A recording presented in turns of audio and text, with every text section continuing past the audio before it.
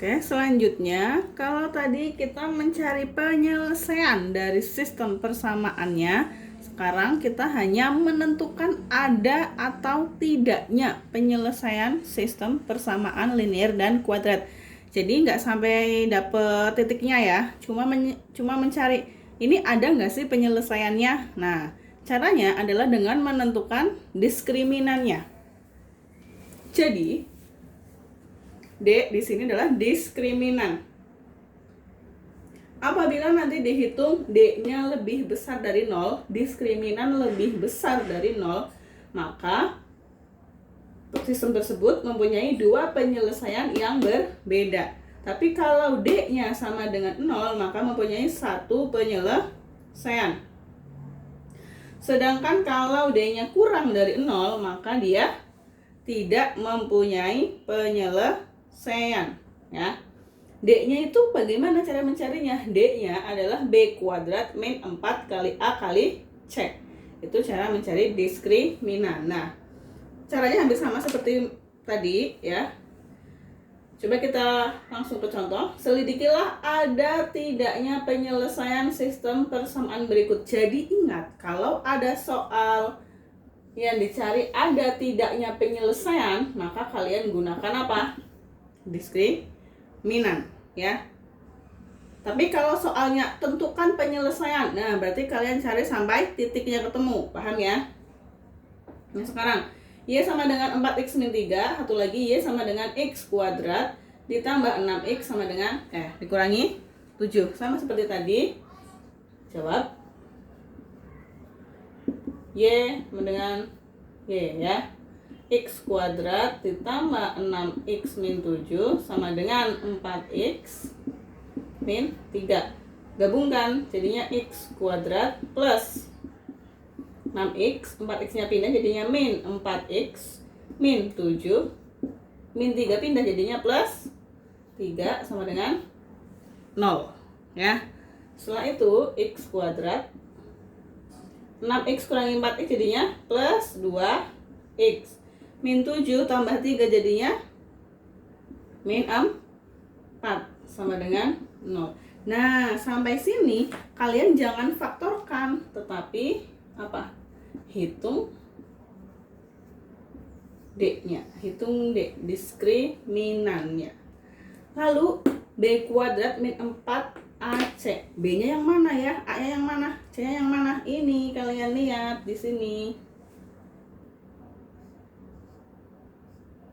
Nah, ini x kuadrat ada koefisiennya kan? Nah, ini adalah A.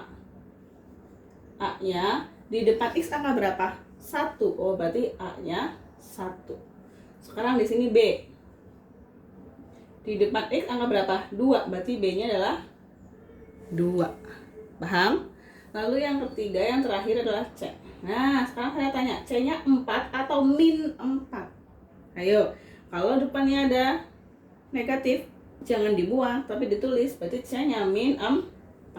Dapat A1, B2, C min 4. Nah, sekarang kita hitung. Masukkan ke rumus. D-nya adalah diskriminan. Sini aja ya. D sama dengan B kuadrat min 4 A C ya. B kuadrat min 4 kali A kali C. B-nya berapa? 2. Berarti 2 kuadrat min 4 kali A-nya berapa? 1 kali C. C-nya adalah min 4. B kuadrat berarti berapa? 4. Dikurangi 4 kali 1, 4. 4 kali min 4 berapa? Min 16. Masih ingat nggak? Di sini negatif ketemu negatif, jadinya 4 ditambah 16, hasilnya berapa? 20. Kalian lihat 20 hasilnya. 20 itu lebih besar atau sama dengan atau kurang dari 0? 20 itu lebih besar dari 0. Ya kan? 20 lebih besar dari 0. Nah, berarti D-nya lebih besar dari 0. Tulis di sini, karena D lebih besar dari 0 nih ya, karena 20 lebih besar dari 0, maka D lebih besar dari 0.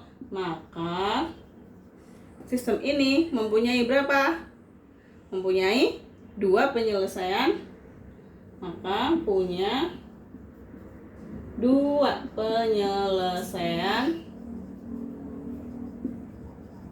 yang berbeda. Nah, begitu caranya ya. Jadi kalau mau mencari ada tidaknya penyelesaiannya hanya sampai kuadrat, lalu dibikin A, B, C-nya, masukkan ke diskriminan. Paham ya? Coba kita contoh kedua ya, biar lebih paham lagi. Nah, sekarang kita masuk ke contoh yang kedua. Y sama dengan X plus 5, satu lagi Y sama dengan X kuadrat ditambah 2X ditambah 8.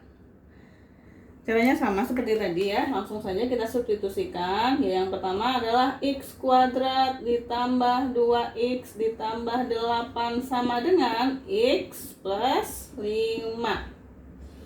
Lalu gabungkan, jadinya X kuadrat ditambah 2X, X-nya pindah, jadinya min X ditambah 8, 5-nya pindah, min 5 sama dengan 0. Kita hitung X kuadrat 2X kurangi X, 2 kurangi 1, hasilnya X ya. 8 kurangi 5 hasilnya plus 3 sama dengan 0. Nah, kalian tulis di sini A-nya berapa? 1. Di sini B-nya berapa? Di depan X angkanya 1 juga. C-nya 3. Nah, sudah ya. A, B, C ketemu ya. Nah, sekarang kita masukkan ke D. Diskriminannya B kuadrat min 4 kali A kali C. B kuadrat 1 kuadrat dikurangi 4 kali A-nya 1 kali C-nya 3. 1 kuadrat berapa? 1 dikurangi 4 kali 1, 4 kali 3, 12. 1 kurangi 12 berapa? 1 kurangi 12 min 11 ya. Nah, min 11 itu kurang dari 0 atau lebih dari 0? Ayo, kurang dari 0 berarti min 11 kurang dari. Nah, kalau kurang dari berarti dia punya penyelesaian apa tidak? Ini D kurang dari 0, maka tidak punya penyelesaian. Karena D-nya kurang dari 0, maka apa? Tidak mempunyai penyelesaian.